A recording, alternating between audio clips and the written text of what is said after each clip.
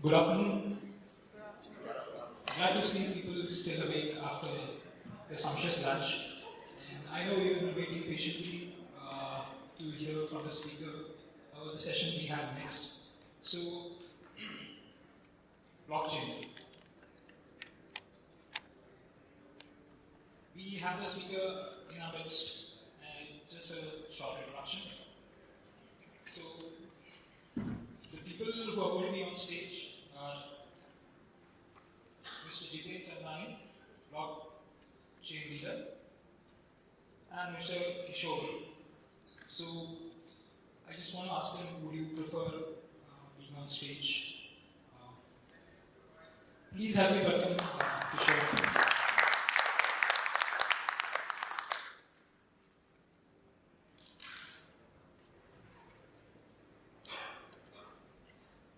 Session. Thank you. So, good afternoon, everyone. Again, thanks for actually participating or giving me the opportunity to present to you guys. I'm very glad to actually be here, and I'm actually glad to see the turnout also. We've had very conflicting results when we actually had some of these blockchain sessions, and especially after lunch, I was a little worried actually. So I think what I want to do is kind of break down the entire presentation into like 3 parts, and please feel free to stop and ask questions because I think we want this to be more interactive than anything else.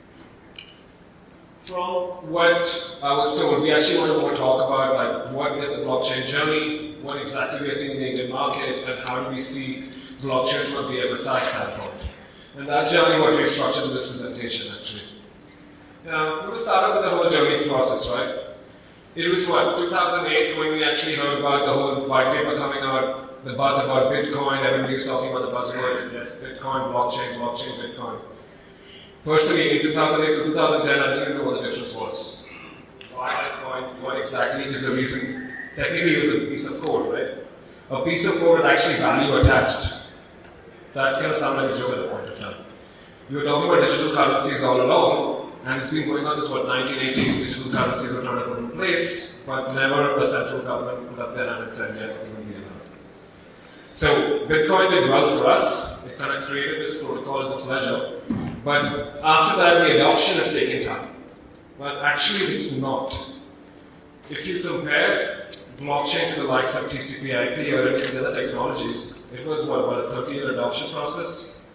I think from what we've actually seen from 2010 to 2016-17 onwards, comparatively, blockchain has been adopted much faster.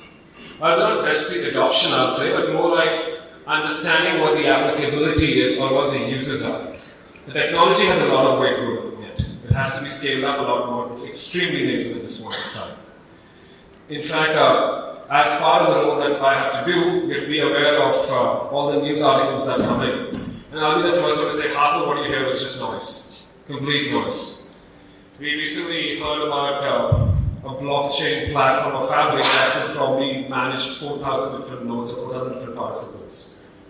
Amazing. Another one came up with talking about 25,000 transactions per second, 1 million transactions per second. So whatever you hear or you read in the newspaper is not really actually true. At the same point of time, this speed is what we're going for. I think the most toughest part that seems to be coming on from blockchain is understanding how does blockchain actually apply. I've personally gone through meetings where somebody told me, I have a security problem. Okay, can you use blockchain? The answer is no. I have a reconciliation problem. Why? Because I've got 5 entities within my organization. Can we use blockchain? The answer is no. To understand a use case, to understand what's the true power of this technology, you pretty much need to start off with saying, you know what, blockchain will probably not work. Let's start talking about the other technologies. Let's figure out what the weaknesses are and then see if blockchain can probably help. This is very different from trying to kind of sell a software where you go to a particular client and say, you know what, we can do this, we can change the world for you, so much operational cost, so much ROI. Blockchain actually works reverse because yes, it can work, do a lot of stuff that the ERPs do, that the RDBMSs do. But it's more important to understand that where you get the true value of the application or the protocol, and who all do you need for it to participate together. It is an ecosystem application, or it's an ecosystem adoption. As an organization, you need to get your ecosystem partners to come into play. but you do that anyway, right, as a part of your own business. You can make the best product in the industry. You need a distributor to supply it. You need a bank to basically fund it. You need a farmer or a raw material producer to help you manufacture it. Understanding what your ecosystem is, understanding what's your maturity in the ecosystem is probably what we believe 2016, 2017 is going to be happening. It's understanding what is capable or what can you actually put on blockchain, what you cannot put on blockchain. The chart is pretty straightforward. In fact, it's a chart that McKinsey had put together actually. And it's straight, I think it's pretty much what we also believe. At this point in time, let's try to think about use cases. What can we put on blockchain? Let's see if it actually meets a certain criteria. Does it meet the criteria of ecosystem application? Are you having an industry impact? Do you require immutable data? What are you actually disrupting in the end of the day? And do you require a shared ledger? More importantly, what's the regulator going to say? The regulators haven't said no about blockchain, but they haven't said yes about blockchain. All the discussions we've had with regulators, it's very simple. You know what, go make your network and let us sit on it. We want to see how to regulate it. Sometimes you ask why, right? Well, it's a very simple answer. When you have auditors coming in, what does the auditor do? They basically do reconciliations, they do checks, they do balances, right? They take data from one company to another company, and that's what they manage to merge and kind of make sure data is accurate, right? What an auditor or regulator cannot do is look at code. Because a code can do one thing on line 100 and another thing on line 1000. So you cannot look at code. So if I'm actually putting the entire transaction in a hash code, how do I regulate, how do I audit, how do I review it? Fundamentally, these are the questions that every central body or every regulator is actually asking. Until those questions get answered, the adoption is going to be slow. Or until they get enough confidence that yes, you know what, we can trust technology, the adoption is going to be slow. So I think that's probably where 2016, 2017, 18 is going to go, depending on industry to industry. In the end, that's what's going to result in the adoption of 2009, 2020, when you actually have industry-wide applications or industry-wide networks performing some very critical functions. Now let's talk about India, right? India, well, great market. And actually just great market, not just because of the number of industries and the number of people or the way in India, the cultural sentiments at this point of time. India is very simple at this stage. It's the government, right? I mean, the amount of digitalization or digitalization schemes that's going on, in the end, they all seem to be the perfect use case for blockchain. We actually had a discussion with the state government in terms of KYC. KYC is a big buzzword. Every single country, the Scandinavian countries want to do KYC, the European countries want to do KYC, banks want to monetize KYC. When we went to this central government over here, they were like, remember you guys 5 years ago, when we had the whole Aadhaar scheme come up. I've already spent multi-million. Do you really expect me to change everything on blockchain? The answer is no.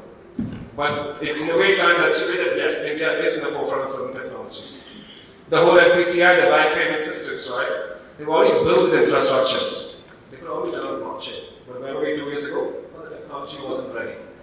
But where the conversations are actually going is, okay, fine, we've done this today. This is what my current platform is. How do I scale up? What can I add to this technology using blockchain that, you know what, reduces my overall development maintenance cost? A classic example is the NSE threat system, right? Invoice discounting. 3 systems have been created which do end-of-day reconciliations. Can do something with blockchain to make them more real time. An application where infrastructure has been built, but it probably needs to be enhanced. We talk KYC. KYC is just your background check. If I want to add some other aspects of your behavior as a consumer and security share, well, that would be blockchain. Another way to enhance KYC. Let's forget KYC, called digital identity. That's where blockchain conversations are being actually big in India also. That's what we feel, what we've got response for 44% of actually conversations that we are having in the whole Asia Pacific are coming from India. Very interested parties who want to come together. And at least the belief was always that if you take a scale of 10 from infrastructure maturity, if you count the global first world banks being on 9 or 10, Indian banks are about like 5 or 6. Can I leapfrog and jump to 9? The answer is probably yes. With blockchain, your proper answer? Probably yes. It's not a foolproof solution, but yes, it is an option that should be worth considering. As a reason, what we are of course seeing in India is also very consistent with the world. Biggest noise, biggest conversations, maximum POCs in the BFSI sector. Everybody wants to know how blockchain can solve it. Now, let's spend a minute over here. When we say BFSI sector, it's a massive field. It's banking, financial services, insurance, whatever else. Capital markets, my personal opinion, we're not going to see a very serious adoption for some time now. Why? Because regulators are a very integral part of this. And they need to learn, they need to educate, they need to come around and understand what is going to happen. Till that doesn't happen, it's going to be some time for it. The examples that you hear in securities settlements globally to understand what's actually being done. Nobody's moving the entire equity settlement on blockchain yet. Nobody's moving entire fixed income settlements. They are being using certain aspects of blockchain. The most famous is DTCC. They are using the distributed ledger technology for storing settlements data, not active byte settlements actually. To understand the exchanges are trying to see what blockchain can be used for, but not active. So securities or capital markets, slow adoption.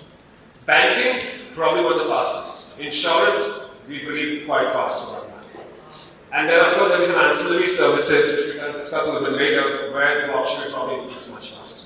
But again, it's very consistent to the view that's coming up, that financial services is going to be the only front runner in terms of blockchain.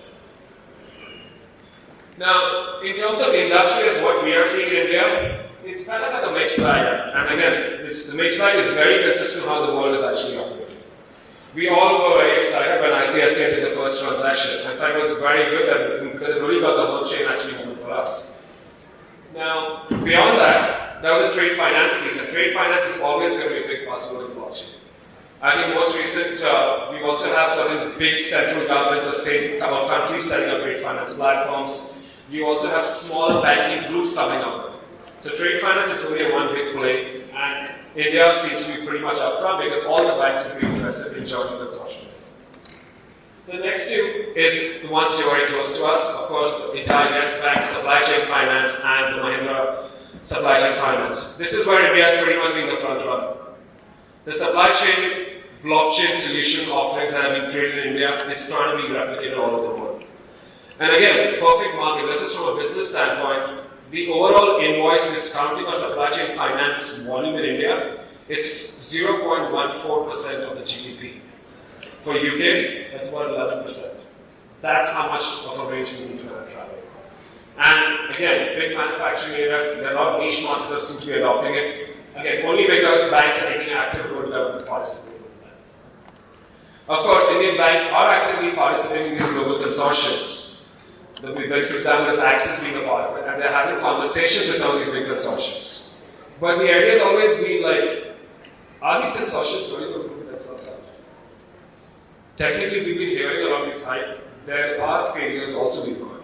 I think the most famous was the R3 corridor, right, where they said blockchain may probably not be what is actually required to build a cross-industry, cross-currency platform. When you spend a minute thinking about that, has any bank managed to ever build a cross-currency platform? That's like this dream in the sky, right? So maybe you're right, the entire idea was actually not right to go with. And in a way, Indian banks have been much smarter before kind of becoming a part of these consortiums.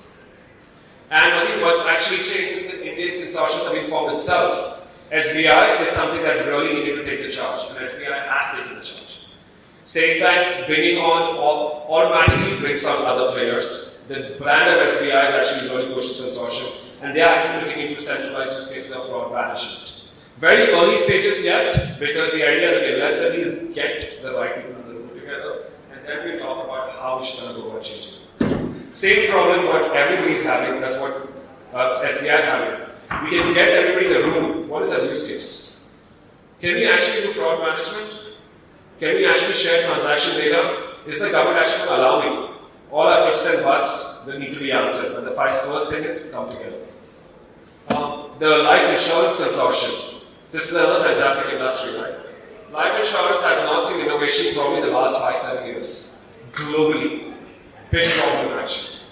You've seen a lot of innovation in health insurance or just general insurance as well. But life insurance, you require innovation to come up. Because in India, from an education standpoint, insurance is an afterthought.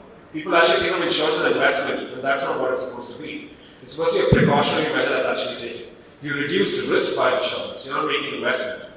And what can we probably do to improve the customer experience, to increase awareness? Could blockchain be the answer? Probably yes. Could we use insurance from a claim standpoint, from unpaid claim standpoint, from fraud standpoint? Probably yes. Of course, we need IRDA to come on board. IRDA, slow moving, but again, very actively looking into what can blockchain actually do. Regulators, of course, IDRBT has been leading the charge, I think, for this one. And they've actually actively worked with a lot of different organizations, looking at trade finance and remittances. And IRDA and RBI pretty much set the standard for the country. Once they put up their hand and said, you know what, Bitcoin is not happening, or Bitcoin is going to be a little tough one to adopt, everybody's going to take the vaccine. Likewise, when they've said trade finance is something they want to look into, trade finance is going to walk use case. IRDA, once we see acceptance from one regulator, we expect the other regulators to actually come on board with this. But the most important is the market utilities, right? The NSC use case on blockchain actually got everything to the yes, security is going to be impacted. In fact, right now, the likes of BSC, NCDEX, big custodian corporations, everybody's actively looking.